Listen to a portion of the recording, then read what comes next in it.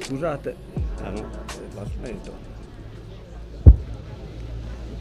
Buonasera, scusate il ritardo, ma c'è stato un problema tecnico. Questo posto è totalmente nuovo per noi, quindi ci siamo dovuti adattare alle difficoltà geografiche e soprattutto tecnologiche della zona. Ma valeva la pena fare questo martedì letterario in maniera simbolica anche al centro delle opere di due grandi donne, due fra le più grandi donne della storia della Sardegna, ma non solo, direi della storia mondiale, un premio Nobel e Maria Lai, che oggi è una delle artiste più popolari fra gli intenditori d'arte. Però Maria Lai, come Grazia Deledda, resta soprattutto una donna della Sardegna. Vola nei cieli entrambe volano nei cieli altissimi dell'arte, della letteratura, però tengono sempre il filo continuo di cui il titolo della serata, con la loro terra natia, lo tengono sempre saldamente in mano e non perdono mai quella, come dire, quella severità, quella consapevolezza che gli dà il fatto di essere nate donne nei primi anni del secolo scorso, in zone a forte vocazione agropastorale, totalmente non attrezzate rispetto alla strada che poi avrebbero preso nella vita. Maria Lai viveva nelle bellissime, peraltro, montagne di Ulassai, sono quelle che poi ispireranno anche la sua arte, questa ricerca degli spazi, questa ricerca dell'infinito attraverso la natura. Grazia Deledda nasce a Nuoro, in una famiglia piccolo borghese che per le donne aveva riservato un posto ben preciso, quella di essere moglie e madre e non certo intellettuale. Entrambe rompono gli schemi. Ecco, una delle ragioni per cui credo che Maria Lai abbia deciso di chiamare il suo monumento Andando via, una delle ragioni credo che sia questo, che sia Maria Lai che Grazia Deledda, inconsapevolmente, quando fecero la scelta, capirono che la forza di essere, di appartenere a una terra così severa, così dura, ma così densa di significati, dava l'occasione di apparire in palcoscenici dominati quasi totalmente dai maschi e affermarsi malgrado tutte le contrarietà sociali, politiche e anche artistiche che ne determinarono la carriera all'inizio. Meglio di me poi Neria De Giovanni, scrittrice che ha dedicato tanti libri a Grazia Deledda, descriverà il rapporto ideale fra le due donne. Fra l'altro Neria ha scritto di recente la sceneggiatura intitolata Andando via, di un'opera teatrale, di una pièce teatrale, Andando via, che parte proprio dalla storia del monumento.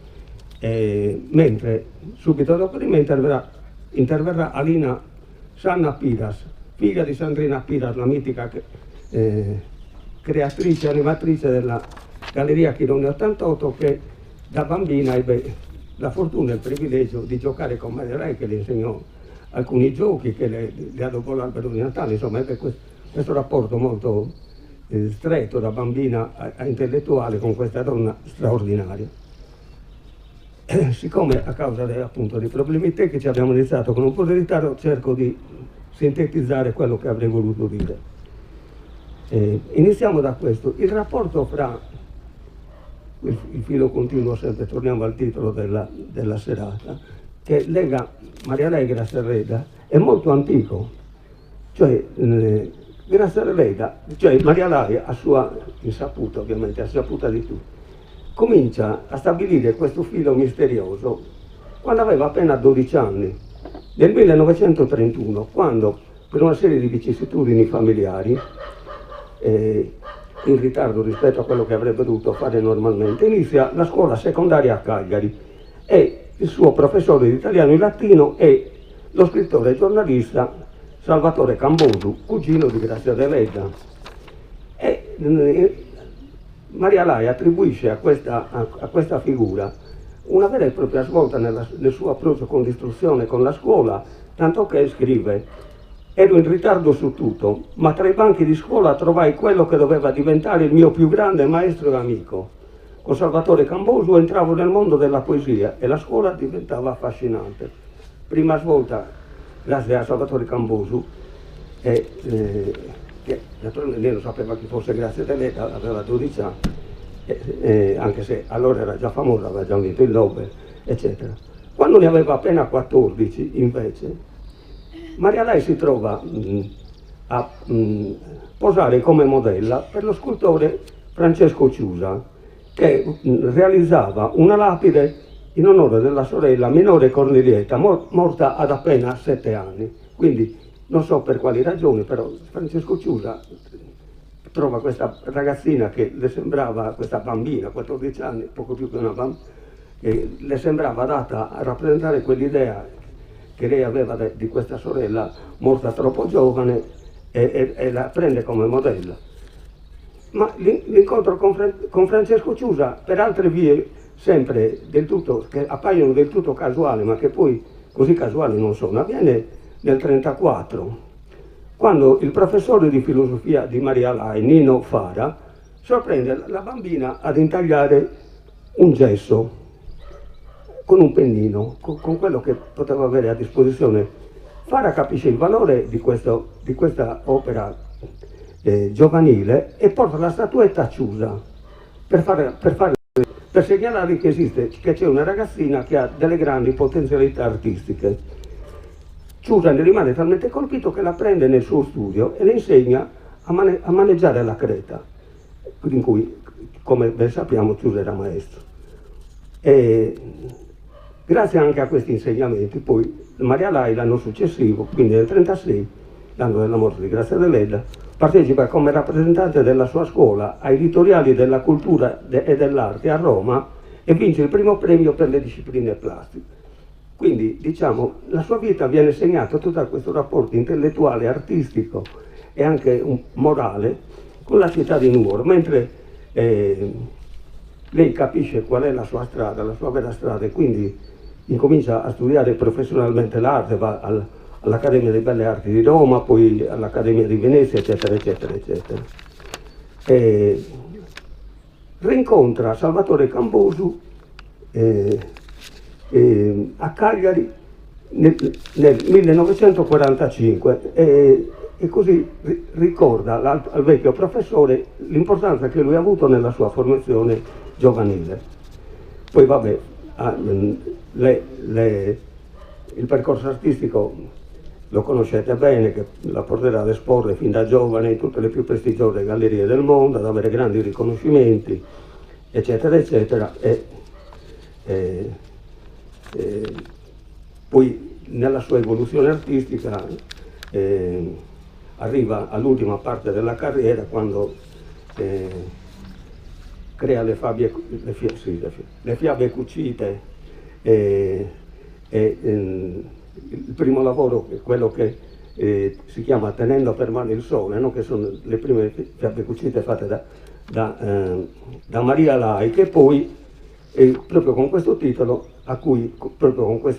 Tenendo per mano il sole, il Max dedicherà nel 2019 una grande retrospettiva a Roma nel centenario della nascita della grande scrittrice, che poi, vabbè, sappiamo che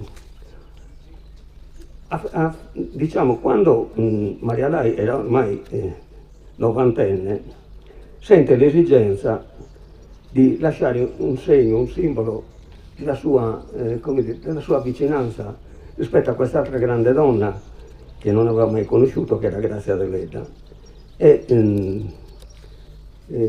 con diversi viaggi a Nuoro ipotizza quello che sarebbe diventato il suo monumento, poi l'ultima opera della sua vita, cioè Andando via che lei spiega, ha tanti significati, ma credo che poi ne parlerà molto più dettagliatamente. Lei lo spiega in alcuni scritti perché chiama quest'opera, lo vuol chiamare Andando via, ma io credo che cosa non detta ci sia anche questo fatto che dicevo all'inizio, cioè andando via vuol dire i nostri piedi ben piantati nel granito sardo ci consentono di spiccare il volo nei cieli più alti della cultura, della letteratura, della vita. Ecco, andando via anche quel segno. Poi il monumento, come ben sapete, che è stato inaugurato nel 2013,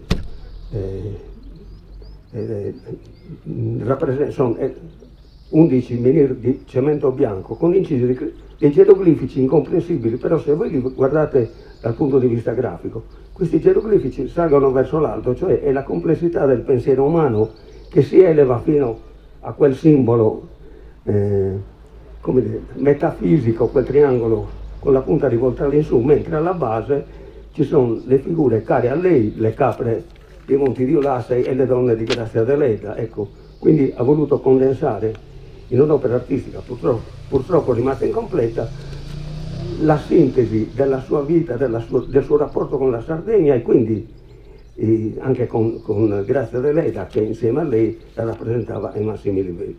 E la volle collocata lì, proprio a 2 passi dalla chiesetta della Solitudine, dove c'erano le spoglie della scrittrice. 2 parole sulla chiesa della Solitudine, perché anche questo, il monumento di Maria Lai ha appena 13 anni, quindi insomma, adesso poi il comune ha dei progetti che mirano non solo al restauro conservativo dell'opera, ma anche alla sistemazione dell'intera area. E quindi, però la chiesa della Solitudine è uno di quei oggetti misteriosi per la città di Nuoro. Allora, la chiesa della Solitudine ha un ruolo importante nella vita e nell'opera di Grazia Deledda. Lei veniva spesso in quella chiesa seicentesca, che c'era qui, una delle tante chiese campestri che popolavano, che caratterizzavano le campagne sarde, e si sente infine vita, l'ultimo romanzo che scrive proprio la chiesa della Solitudine. Lo scrive quasi in forma autobiografica, perché racconta la storia di una donna che presagisce che il male che la rode l'avrebbe portata all'ultimo passo, e lo racconta con temi estremamente profondi, cioè porta all'estremo limite la sua riflessione sul vivere, sugli esseri umani, sul rapporto stesso che ha lei con la natura, con la vita, con la spiritualità. La chiesa poi, essendo costruita appunto come tutte le chiese campestri con materiali molto deteriorabili, alla fine andò in rovina, finché quando nel 1959 si creò un comitato che raccoglieva tutti i più grandi intellettuali, non solo sardi ma anche nazionali, perché le spoglie di Grazia Deledda venissero riportate dal Verano, dove era stata sepolta subito dopo Ferragosto del 1936 nella sua città natale, e quindi si pensò di creare una sorta di mausoleo che però rispecchiasse anche dal punto di vista architettonico il preesistente. Venne dato l'incarico a un bravo architetto onorese, Giovanni Ciusa Romagna, che realizzò questa chiesa tutta in granito, simbolicamente tutta in granito, con la stessa pianta della vecchia chiesa seicentesca. Poi all'interno fu fatto il famoso sarcofago di granito nero, che ancora oggi ospita le spoglie della Deledda. Francesco Ciusa chiamò ad arricchire questa sua opera architettonica 2 grandissimi artisti. Uno è Gavino Tilocca, che all'interno della chiesa fa un bassorilievo, era uno dei più grandi scultori ceramisti degli anni 50, e soprattutto il portale affidato a Tavolara, che è colui un grandissimo designer, che è colui che ha letteralmente inventato il moderno design sardo, cioè il design sardo ispirato alla simbologia classica della Sardegna. E questo portale ne è uno dei grandi esempi, anche se, ripeto, a Nuoro non ha questa, non so perché, non viene citato neanche nelle guide, insomma, è una grande opera d'arte. E spero che con la valorizzazione di quest'area si proceda anche a rendere giustizia a questo grande artista che ha fatto quest'opera con grande sentimento, con grande anima, entrando perfettamente nello spirito della persona alle spalle della quale c'era alle spalle della quale si chiudeva il suo portone. Le parti, ripeto, politiche le illustrerà meglio di me l'assessore Natascia De Murtas, che concluderà i lavori. Adesso, se qualcuno non ha particolari curiosità, chiudo con una frase di Maria Lai, brevissima, e poi passo la parola ad Alina Piras, che appunto ha avuto il privilegio di avere come maestra dei giochi Maria Lai. Andando via, scriveva Maria Lai, non è un luogo, ma uno stato d'animo. Una frase meravigliosa che racchiude in sé tutto lo spirito che animava questa donna nel fare un'opera che avesse una simbologia fortissima, che rappresentasse tutto, come dire, la summa artistica del suo lunghissimo percorso.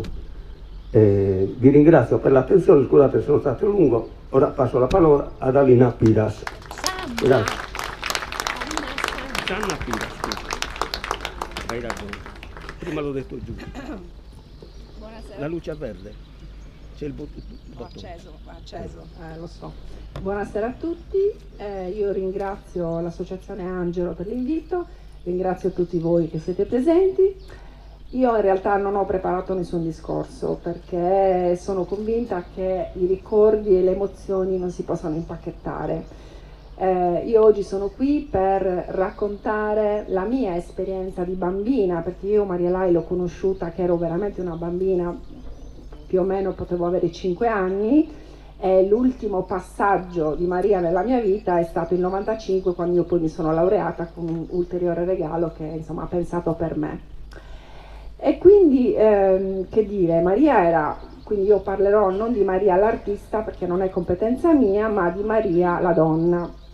Una donna meravigliosa, nel senso che era una donna dolcissima, che aveva un amore sconfinato verso anche i bambini, verso l'infanzia.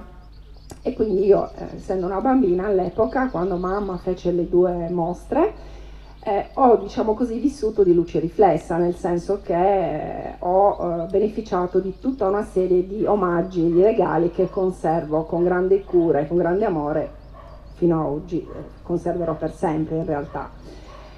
Tra questi omaggi, che appunto io qualcosa ho portato, giusto per farvi rendere conto proprio della persona che era Maria e della sua sensibilità, per esempio una bambola completamente realizzata da lei chiamata Serafina, che insomma è un po' vecchietta, perché in realtà mi è stata regalata quando Maria aveva, e quando io avevo compiuto circa 7-8 anni, e infatti reca qua la data insomma il giorno del mio compleanno e la dedica ad Alina da Maria. Quindi è stata completamente realizzata da lei, è stata chiamata Serafina, e quindi oggi per la prima volta dopo 50 anni l'ho fatta uscire di casa, perché in realtà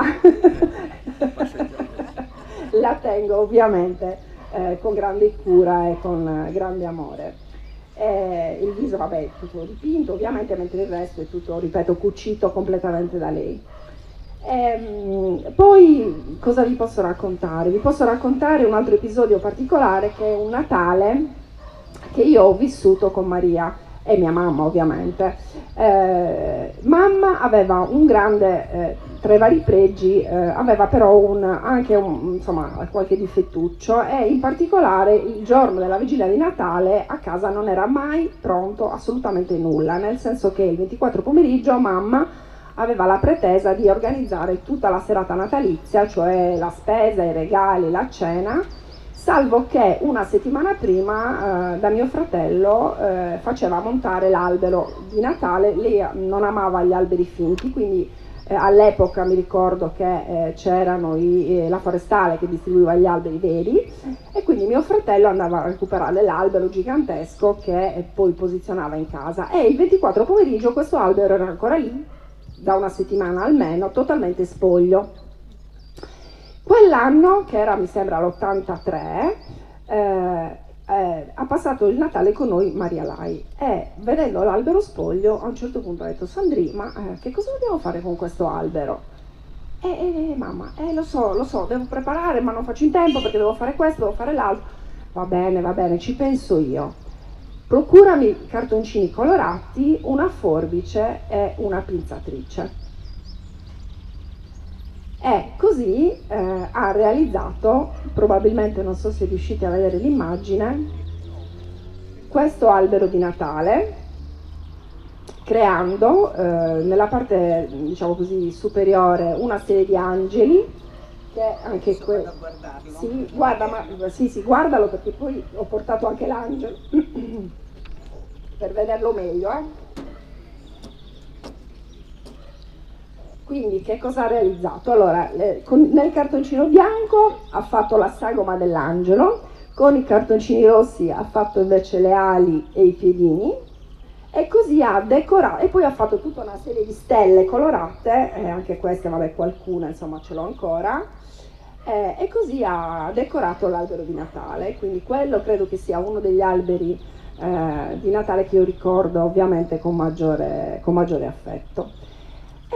Insomma, quindi devo dire che è stata una bellissima esperienza conoscerla, perché era una persona meravigliosa, è una persona sensibilissima, e devo dire che sinceramente questo è un ennesimo libro da lei regalato per un inizio di anno scolastico, probabilmente in terza elementare, però tutto il suo amore per la fantasia e per la creatività credo che si possa, come dire, riassumere proprio nell'inizio e nella prima frase di questo libro. Giocare con la fantasia, creare ogni sorta di personaggi, dar loro vita e carattere, un gioco di sempre, fallo anche tu. Quindi in realtà lei per me è stata, insomma, anche una, come è stata definita da Angelo, una maestra di giochi. Grazie.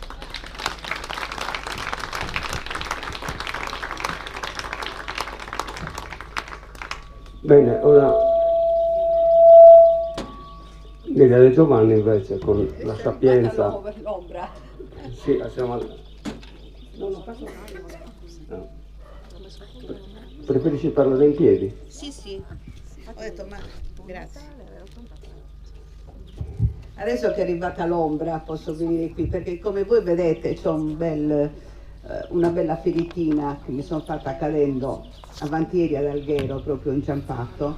Dunque c'ho un po' di medicine sul volto, per questo non volevo prendere troppo sole, però adesso c'è bel fresco, perché mi ha sentito qualcuno quando parla Neria non ci deve essere il sole. Comunque grazie Angelo, perché veramente è una bellissima iniziativa questa di parlare di Maria e di Grazia insieme, e di parlare qui in questo luogo. Innanzitutto vorrei ricordare una cosa che già questa sa di magia. Entrambe sono nate lo stesso giorno. Maria il 27 settembre, Graziella il 27 settembre, anche se il padre di Grazia poi l'ha denunciata il 28, ma come spesso succede magari un genitore beve un po', si rallegra e si dimentica di andare a denunciare il figlio. No, comunque Grazia scrive nelle sue lettere: sono nata il 27 settembre, quindi questo è. E anche Maria era nata il 27 settembre. Questo già, come dire, ci dice qualcosa su il fatto che forse loro sono due artiste che in qualche modo, da qualche parte, era scritto che si incontrassero. Certo, si incontrano come le artiste, cioè si incontrano attraverso la loro arte, l'arte della pittura, dell'arte proprio in senso figurativo e pittorico per quanto riguarda Maria, l'arte della parola per quanto riguarda Grazia. E a proposito di andando via, questa che bellissima frase che appunto Angelo ci ha ricordato, Andando via è quest'ultima installazione, quest'ultimo monumento che Maria ha voluto fare per Grazia. Riflettiamoci. Andando via, andare significa però ritornare, cioè l'andare è già nel verbo andare, questo gerundio stranissimo che pochi usiamo ormai, significa anche ritornare, perché entrambe volevano ritornare. Certo, Grazia non è ritornata come Maria, perché Maria, dopo aver fatto la sua carriera, il suo studio, come ricordava Angelo, a Venezia, a Roma, a Venezia, a Vicenza, ma è ritornata e ha lavorato in Sardegna. Grazia no, Grazia dopo essere partita per Roma è ritornata soltanto qualche volta per passare l'estate o comunque per rivedere la madre che era ancora qui, ma dopo la morte della madre e la vendita della casa, Grazia non è più tornata a Nuoro. E non sto qui a ripetere davanti all'assessora e a tutte le istituzioni nuoresi il perché poi magari Grazia non era troppo amata dai nuoresi, non ce ne importa nulla. Adesso i nuoresi invece non solo la amano, ma la ricordano e la ricordano molto bene, anche con questo pomeriggio che dobbiamo ad Angelo, è il martedì. Poi anche questo è bellissimo, i martedì letterari che si svolgono il giovedì, cioè è una cosa molto magica. Due donne strane, volevano un martedì strano. È un martedì strano. Allora, che cosa è andando via e perché andando via e anche ritornare qua? E andando via e ritornare qua dove c'è lei che dorme. Guardate, sono dei simboli veramente, io credo, quasi esoterici, magici, e poi parleremo anche di questo portale magico che ci ingressa, ci fa entrare dentro il monumento di Maria. Ma dicevo, andando via lì e andando via ritornando qui, cioè dove Grazia adesso dorme e dove certamente ha fatto bene Angelo ancora una volta a ricordare che La Chiesa della Solitudine è l'ultimo romanzo pubblicato in vita da Grazia, e con il coraggio che solo Grazia aveva nei suoi confronti, nei confronti di se stessa, riesce a mettere sulla carta, nel romanzo, il suo male, perché Maria Concezione è la protagonista della Chiesa della Solitudine. Il romanzo inizia con il primo capitolo in cui la protagonista, Maria Concezione, sta uscendo dall'ospedale dove il medico gli dice: stia attenta signorina perché insomma le hanno amputato il seno per il tumore che poi ha colpito Grazia, come noi sappiamo, già nel 28 di rientro dal premio Nobel, e l'ha portata poi a morire nel 36.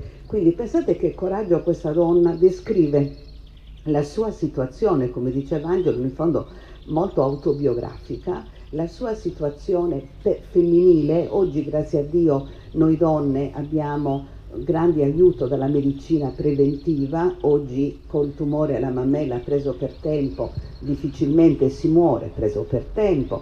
Allora era proprio quel male, anzi non si diceva neppure tumore, si diceva quel male lì, è vero? Non si pronunciava proprio perché si aveva paura di questo male.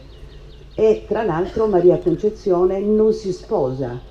Cioè pensate, rinuncia all'amore perché non è più femmina, perché non può più essere donna, semplicemente insomma, avverbio assurdo, però soltanto perché è stata, diciamo, privata della mammella per questa malattia. Bene, la Chiesa della Solitudine ospita Grazia adesso e la ospita alla grande, veramente giustissimo questo ricordare i due grandi artisti che nel portale e anche nell'altare la ricordano. Tra l'altro apro una parentesi personale, sia Tiloca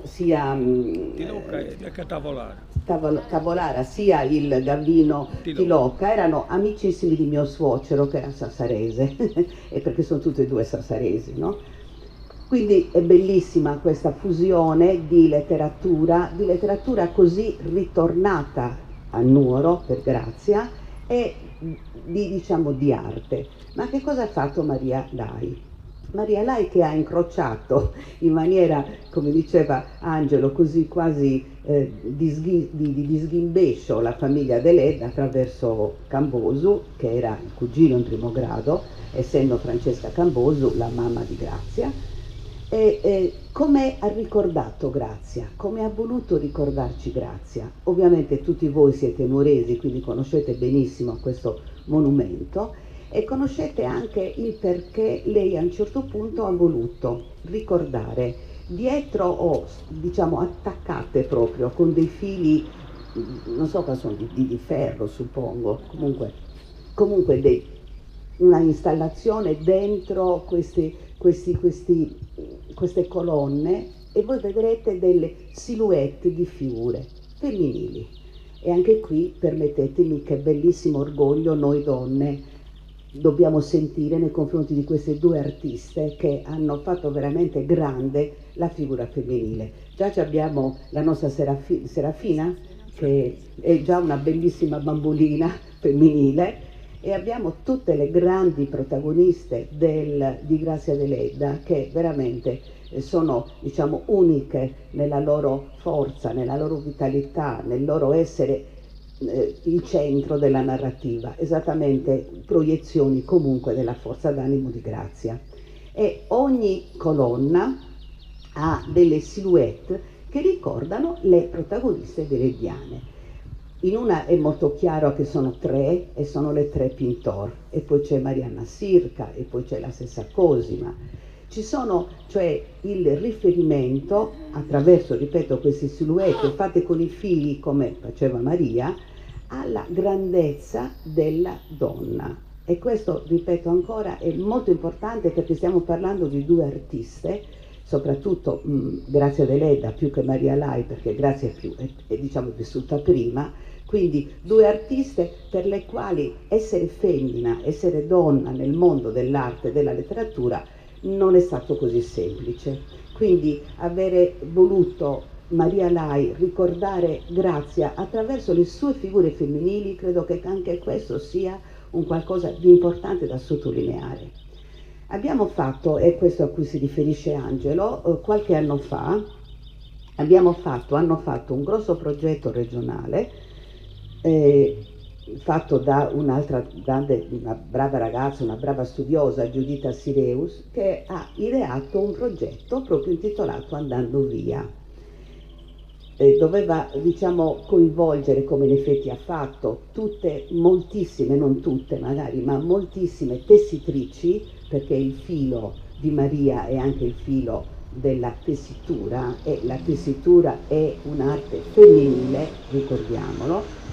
Addirittura simbolicamente il filo della tessitura ricorda il filo, la luce lunare, il raggio lunare. Addirittura in molte tribù, in molte popolazioni aborigene si credeva che le donne non potevano esporsi alla luce della luna perché il filo della luna, il raggio della luna poteva metterle incinta. Questo per dire com'era fortemente radicata questa femminilità collegata con gli astri. E vi dico questo non per caso, perché con gli astri è collegato anche quel portale misterioso che apre Andando Via. Ripeto, questo progetto Andando Via coinvolgeva le tessitrici della Sardegna che hanno rifatto in tessuto il monumento, ovviamente che non si può trasportare, mentre si poteva trasportare e portare anche a teatro queste installazioni in tessuto, dietro le quali uscivano le attrici che leggevano quello che poi io ho scritto. Quindi si presentavano le protagoniste deleddiane. Poi magari alla fine di questo discorsino vi leggo, tanto sono 4 minuti tempizzati, che cosa poi dice Cosima di se stessa, Andando Via, perché così ho intitolato questo brano, che è stato portato a teatro più volte, è stato anche molto apprezzato. Attualmente, non so se lo sai Angelo, ma sto portando il concerto letterario con queste donne in giro per la Sardegna. Vabbè, magari ci sarà occasione di farlo anche qui a Nuoro. tornando a questo rapporto con gli astri, con la luce che proviene da di fuori, andando via, che può essere andando via da Nuoro, ma anche andando via verso un orizzonte molto più ampio, più esteso, più universale, il portale, molti si sono detti, ma che caspita vuol dire questo portale? Perché dobbiamo cercare una risposta logica, logoica, a quello che invece secondo me l'artista stesso, Maria, che tu hai conosciuto e magari mi darei ragione, non so, ma voleva comunque che tutti noi sentissimo con il cuore piuttosto che soltanto con la testa. Sei un portale che apre visioni di un altro mondo, dove si può andare via, ma ti ripeto, si può anche ritornare, dove probabilmente tutti noi ci troveremo, chissà, un domani, dopo che Grazia si sveglierà dalla sua urna di basalto nero e incontrerà Maria, chissà.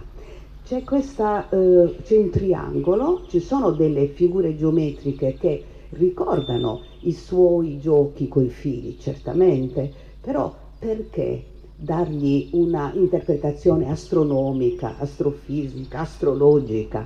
Diamogli una sensazione nostra, perché attraverso quella porta, se io entro dopo quella porta, trovo che chi? Trovo le caprette, come diceva Angelo, che sono, diciamo, le caprette delle sue montagne, trovo le grandi donne delle Diane, trovo l'orgoglio, secondo me, questo è quello che io sento, l'orgoglio nostro di essere donne in questo caso artiste, beate loro, di essere donne sarde, di essere donne che sono andate via, ma che andando via hanno, come dire, conquistato il mondo, hanno conquistato una il premio Nobel e Maria addirittura legando il monte, vi ricordate? Ha anticipato i grandi artisti newyorkesi che si sono messi lì a legare i grattacieli, a fare di tutto di più, ma la nostra Maria c'era arrivata molto prima.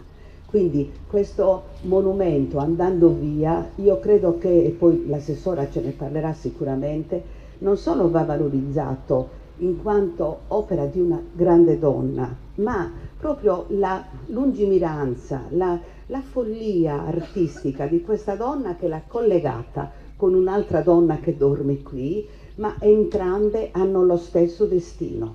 Ripeto, Grazia non è tornata dopo che hanno venduto la casa, dopo che diciamo che c'è stato il fascismo, c'è stata la guerra, quindi poi c'è stata la sua morte. Non dimentichiamo che è morta molto prima di Maria, perché era nata molto prima di lei, ma andando via invece Maria è potuta ritornare, ha potuto lavorare, ha potuto lasciare un'impronta proprio materica nella sua terra. Ma io credo che l'impronta che Grazia, che la nostra Graziella ha lasciato attraverso i suoi libri sia altrettanto indelebile, perché il libro, perché mi dicano gli iPad, internet, eccetera, eccetera, il libro resta.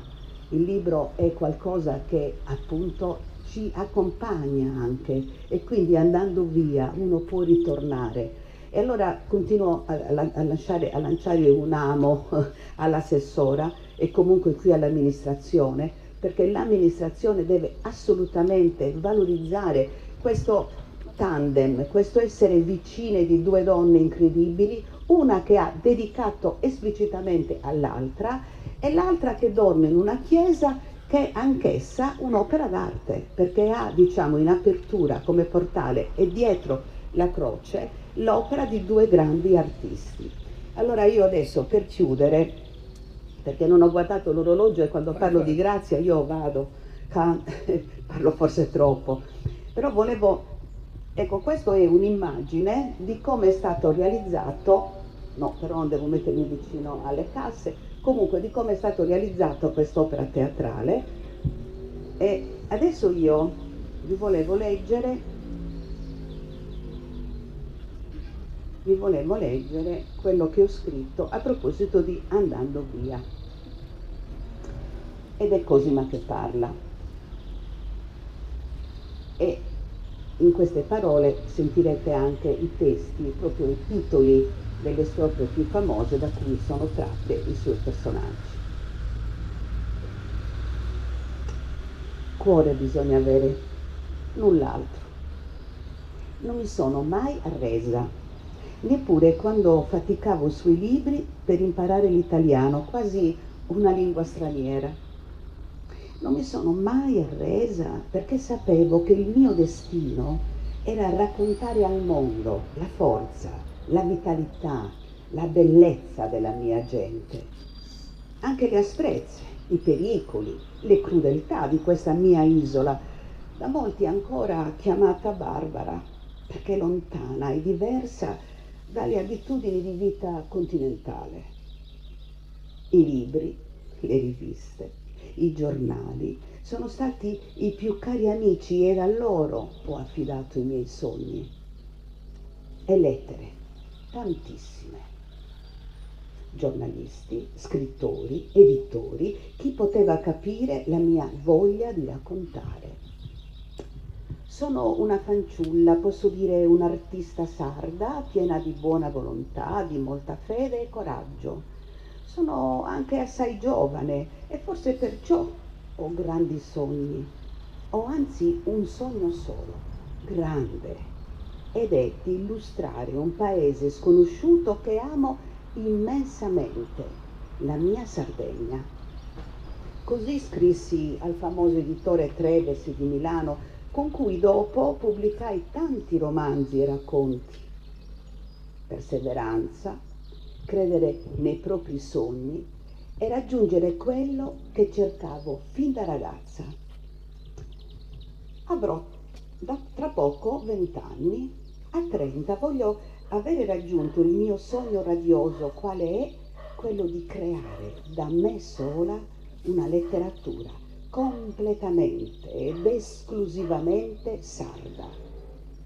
Ecco come scrivevo al deputato e giornalista Maggiorino Ferraris con il coraggio dei 20 anni, che qualcuno definì arroganza o sfacciataggine. Ma cuore bisogna avere, null'altro. La scrittura era il mio destino ed io mi sono piegata ad essa, agile e flessibile come canne al vento.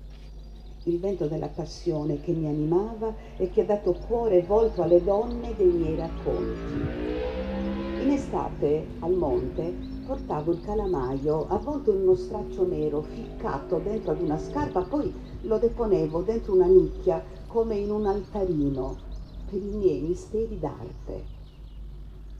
Cresceva la curiosità intorno a me, tanto giovane eppure tanto capace di descrivere il pentagramma di tutti i sentimenti umani. Ed anche io, come numerose mie eroine, ero in bilico tra l'amore e la coraggiosa fiducia nelle mie capacità. Sentivo che non sarei diventata come l'edera che si attacca al muro e non se ne distacca più finché non si secca. Io no, non volevo morire dentro la mia isola, ma andando via non l'ho tradita.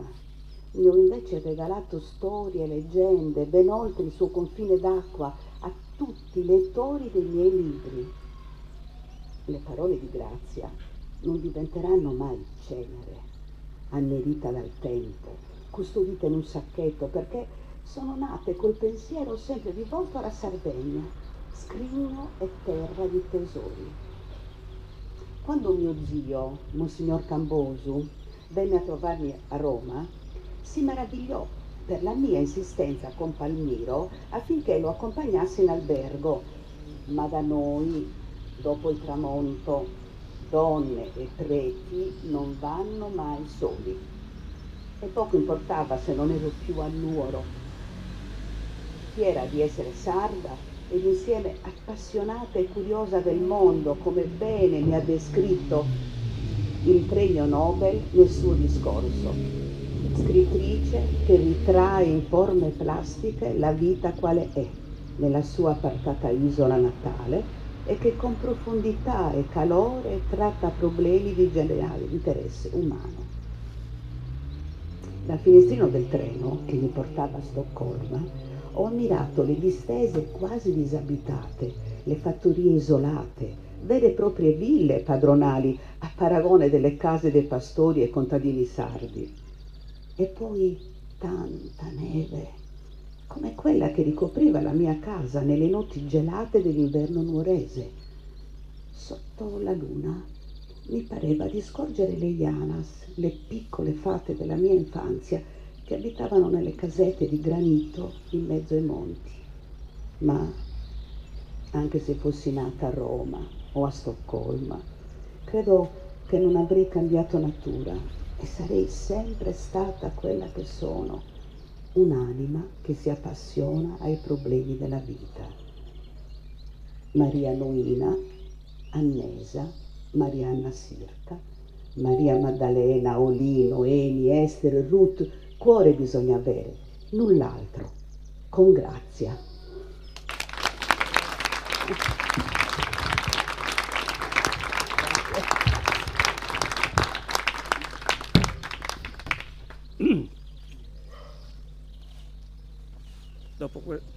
Non si è acceso.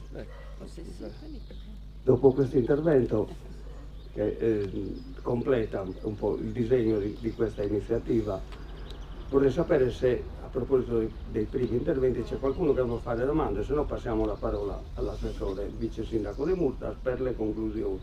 Qualcuno vuole fare domande? Diamo il microfono. Ci possiamo dare anche le tecnologie questa volta? Questa volta abbiamo tanta tecnologia. Grazie. Andare via, ma Grazia è veramente andata via.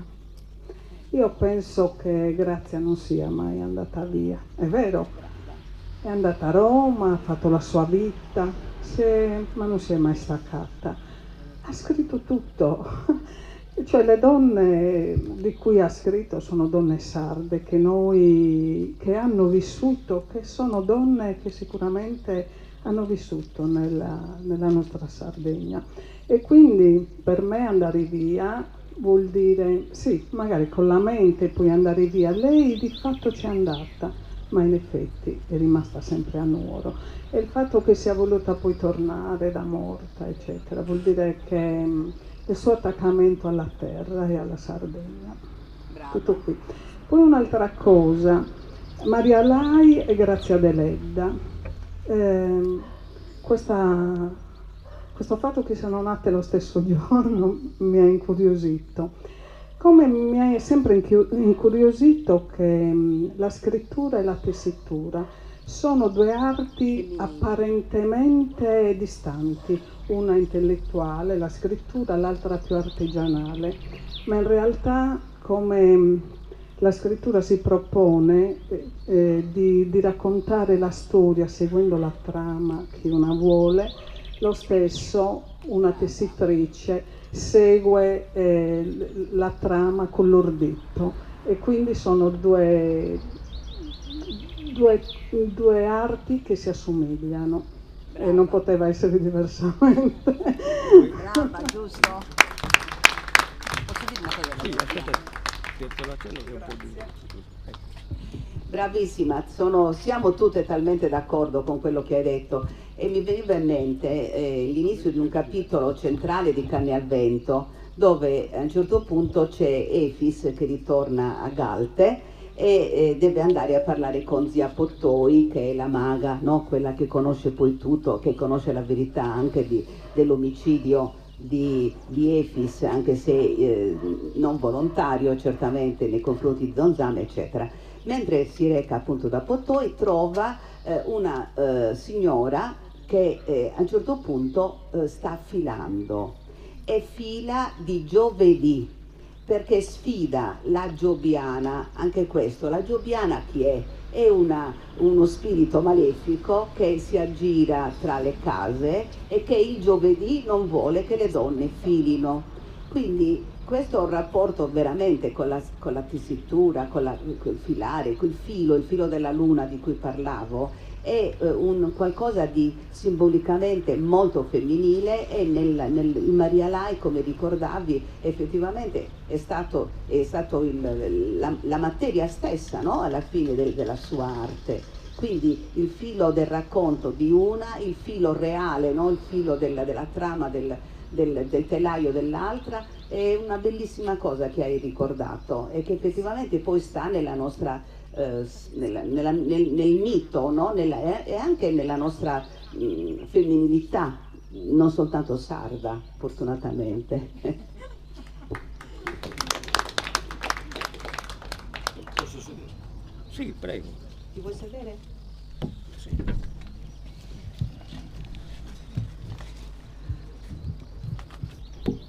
Funziona, sì. Sì, sì. Tanto mi presento, sono Alfredo Cannas, sono qui in questo momento, tanto come cittadino nuorese da 47 anni, ma sono il sindaco di Usini. Parlando di Ulassai non si può che parlare di Usini. Io poi farò due osservazioni su Maria Lai e su Grazia Deledda. Dico solo due donne che hanno preceduto i tempi moderni. Mi fermo qui. L'espressione di Maria Lai quando dice i miei giochi sono diventate arte, pensate un po', no? Questa è una sua espressione. Non devo fare critiche perché io ho vissuto quei tempi negli anni '80, quando Maria Lai con i suoi nastri leggo alla montagna, c'è la storia di Alfredino Rampi, mi chiamo Alfredo, storia eccetera, tutta la storia che sappiamo. Una cosa che mi sorprende è questa, non vuole essere una critica. Mentre Grazia Deledda ha scritto di Nuoro e ha scritto della Sardegna, quello che mi colpisce di Maria Lai è che ha sempre e solo parlato di Ulassai, del suo paese, legarsi alla montagna. I tacchi li abbiamo anche noi, siamo a 1 chilometro. Questo mi colpisce, ad esempio, voi sapete che la storia degli anni 50 è segnata nel 55, la morte e l'uccisione del fratello. Strano, Maria non parla mai delle vicende, della storia che ha segnato quei nostri paesi in quel periodo storico, negli anni 50. Voi sapete, Usini è legato all'evento dell'alluvione del 1951, faremo il 75esimo anniversario di questo ottobre. Maria non parla di Erzu, non parla di Cardero dove ha vissuto, non parla della Sardegna, cioè non vuole essere... Questo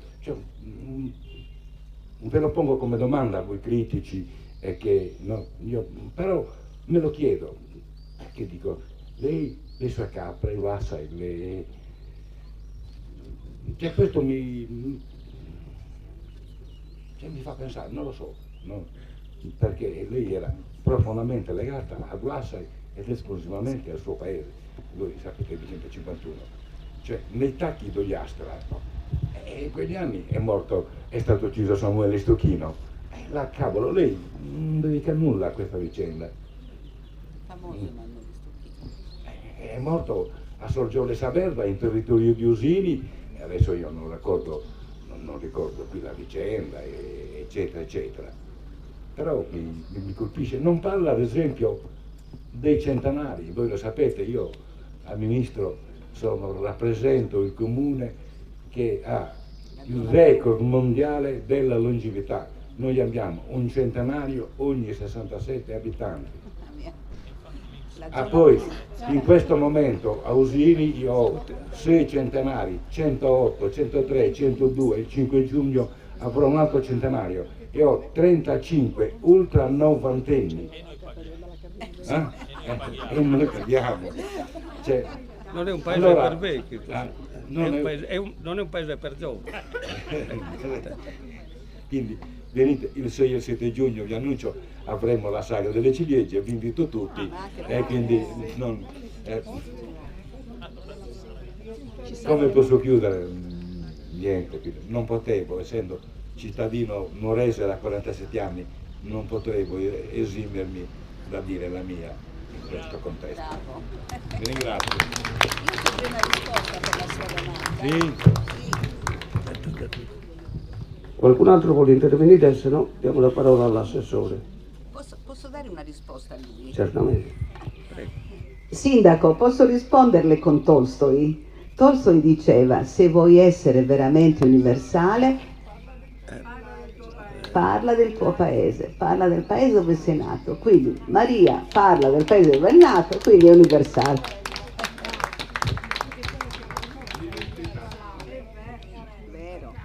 La parola all'assessore vice sindaco, l'assessore alla cultura e vice sindaco Natascia De Murtas. Grazie. Vuoi parlare? Vuoi parlare qua? No. Aspetta, Dopo, sentiamo una logudoressa. Dopo Mi sentono tutti. No.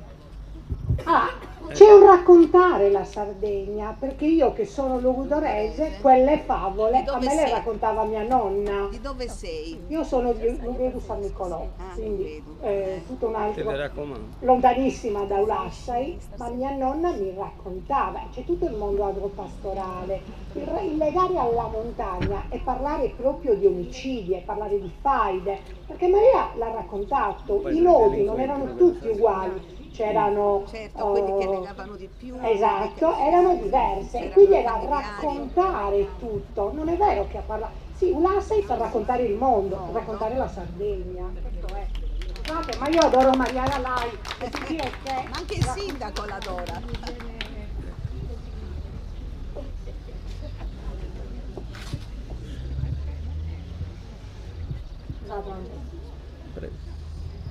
Buonasera a tutti e a tutti. Io sono felicissima di essere qui oggi, stasera con voi, ma sono ancora più contenta di aver accettato l'invito di Angelo, forse circa un mese fa, che mi chiedeva di collaborare su questa iniziativa. Smentisci se sto dicendo qualcosa di sbagliato. Io proposi in quell'occasione subito ad Angelo di organizzare questa iniziativa in questo periodo, in questo luogo. Perché? Perché noi nuoresi, non noi amministratori, noi nuoresi dobbiamo avere il coraggio di valorizzare le nostre bellezze, e non è solo questa o quella. Noi oggi partiamo da questa piazza, da questa piazzetta. In realtà avevamo deciso di spostarci sotto l'opera di Maria Lai, però era un po' complicato logisticamente spostare l'apparato dal punto di vista tecnologico, ma ci siamo spostati pochi metri e comunque abbiamo in qualche modo valorizzato quel filo continuo che lega ancora oggi Maria Lai a Grazia Deledda. Due grandi donne, veramente due grandi donne, e non le uniche grandi donne nuoresi o comunque del territorio nuorese, ma sicuramente due grandi donne legate tra di loro. Scopro oggi che addirittura erano nate lo stesso giorno, e questo non è una cosa del tutto casuale, ma unite nell'arte. Unite nell'arte, un'arte che loro hanno saputo valorizzare in un momento storico particolare, perché ancora oggi non siamo arrivati a quella parità di genere che noi donne vorremmo, però in quel periodo storico è ancora più difficile, bisognava essere ancora più coraggiose, bisognava trovare il coraggio per partire da Nuoro oppure da Ulassai, andare via. Io sono d'accordo con lei, signora, perché non sono mai andate via, perché nella loro vita hanno sempre raccontato la loro terra, e in quei racconti loro hanno voluto comunicare il loro radicamento al luogo in cui erano nate. E noi oggi, come cittadini, abbiamo veramente il dovere di valorizzare questo aspetto, perché raccontare il proprio luogo di nascita, mentre rende universale. Infatti sono due donne apprezzate a livello mondiale, assolutamente, raccontando la nostra terra. E noi dobbiamo continuare in questo percorso. Sono stata sollecitata più volte, prima da Angelo e poi da Neria. Noi non ci stiamo dimenticando di questa parte di Nuoro, perché questo è un museo a cielo aperto. C'è Maria Leao, c'è Grazia Deletta, c'è Tavolara, c'è Tilocca. Quanti metri quadri? Pochissimi metri quadri. E come vi dicevo, questo non è l'unico luogo, perché Piazza Satta, vogliamo parlare di Piazza Satta, musei a cielo aperto. Nuoro è ricca di storia, è ricca di cultura, è impregnata di questi valori, è impregnata. E oltre Maria Lai, oltre Grazia Breda, io vorrei ricordare anche Maria Giacobbe. Dobbiamo farlo, dobbiamo fare veramente grandi donne. Ma noi abbiamo avuto anche una grande imprenditrice, Luisa Galisai, ve lo ricordate? In un periodo storico ancora più difficile, cosa è riuscita a fare questa grande donna nuorese? E noi abbiamo veramente le grandi donne, dobbiamo continuare in questo percorso e non ci stiamo dimenticando di questo spaccato di Nuoro che veramente rappresenta un quadro. Per l'occasione l'abbiamo ripulito, era doveroso farlo e con grande piacere veramente ho notato che tante persone si sono avvicinate, forse perché oggi riusciamo a intravederla meglio, ecco. È una promessa, continueremo a prendercene cura, per cui appena l'erbetta cresce interverremo subito, perché oggi è veramente ancora più bella. Abbiamo anche pensato di intervenire con un progetto di riqualificazione dell'area. Abbiamo pensato di intervenire sull'opera stessa, però c'era un aspetto che andava risolto da tantissimo tempo, un problemino urbanistico, come spesso accade, no? Quando le cose vanno avanti negli anni sempre allo stesso modo. Quest'area verrà riconosciuta dalla soprintendenza, per cui procederemo con la presentazione di alcuni progetti che sono già pronti, forse qualcuno, anzi questa settimana è stato anche già presentato, e ripeto, ci occuperemo sia dell'opera, perché manca qualche pezzo visibile da qua, per cui c'è l'immagine originale dell'opera che verrà riprodotto in modo fedele, ma reinterverremo su tutta l'area perché deve essere un'area fruibile e resa alla città di Nuoro, ma anche ai visitatori che non dovranno solo passare quest'anno, che è l'anno del Nobel, ma dovranno ritornare a Nuoro e rivedere quest'opera andando via una volta che sono passati a salutare Grazia. Qui c'è un impegno dell'amministrazione, ci sono già dei fatti concreti. Noi continueremo a far sì che il nostro patrimonio culturale venga valorizzato nel migliore dei modi.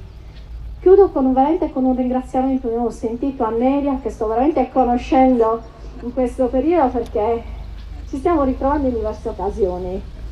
E quando leggeva ha ripetuto più volte: cuore bisogna avere, null'altro. Ecco, questo è il titolo che noi abbiamo scelto come amministrazione comunale per un progetto che ci è stato finanziato dalla Presidenza del Consiglio dei Ministri. In quel progetto ci abbiamo messo tanta passione, tanto cuore, tanto impegno, e questo impegno è stato riconosciuto perché è arrivato sesto su 23 progetti a livello nazionale che sono risultati beneficiari. Per cui cuore bisogna avere e null'altro, perché solo col cuore riusciamo a veramente raggiungere tutti gli obiettivi in cui crediamo. Grazie veramente a tutti.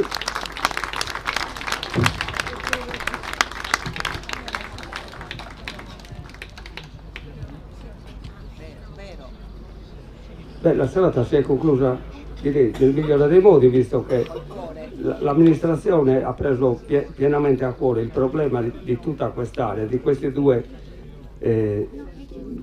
grandissimi monumenti materiali e immateriali che sono i lasciti di Maria Lei di Grazia Deledda, ed è una buona notizia per una città che, ricordiamoci, non ha tante altre risorse se non la cultura e l'ambiente. Quelle ne abbiamo in abbondanza, le altre sono un po' carenti, come purtroppo vediamo ogni giorno con la fuga dei nostri giovani. Vi ringrazio. Al prossimo martedì, giovedì. Il prossimo martedì letterario, tanto visto che questo è andato bene, lo faremo di venerdì e sarà ai giardini pubblici col gelato dell'Ediano, che ci saranno delle sorprese interessanti come sempre.